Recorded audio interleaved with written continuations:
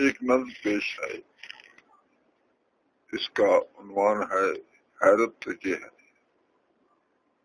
عرض کیا ہے موسم گل ابھی محو کلام تھا کہ، موسم گل ابھی محو کلام تھا کہ، مہتاب بادلوں میں جا چھپا، اندھیرا چھا گیا، پرید پرندہ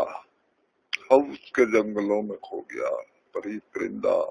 حوض کے جنگلوں میں کھو گیا، اس کی بنائی کا دیا بجھ گیا، کوئی ذات سے کوئی حالات سے الجھ گیا، یاد میں نہ رہا کیا اپنا ہے کیا بیگانہ، بادل چھٹنے کو تھے کہ اف لہو اگلنے لگا، تو باب میں ادھر گرے تو ادھر گرے، پھر تو ہر سو دھواں ہی دھواں تھا، چہرے جب دھوپ میں اٹے،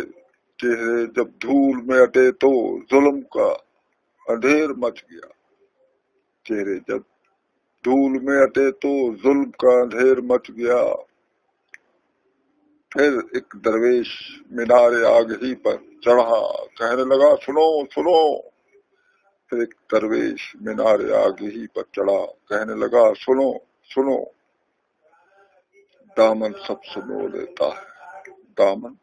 سب سمو لیتا ہے، اپنے دامن سے چہرے صاف کرو، اپنے دامن سے چہرے صاف کرو، شاید کہ تم میں سے کوئی ابھی یتیم نہ ہوا ہو،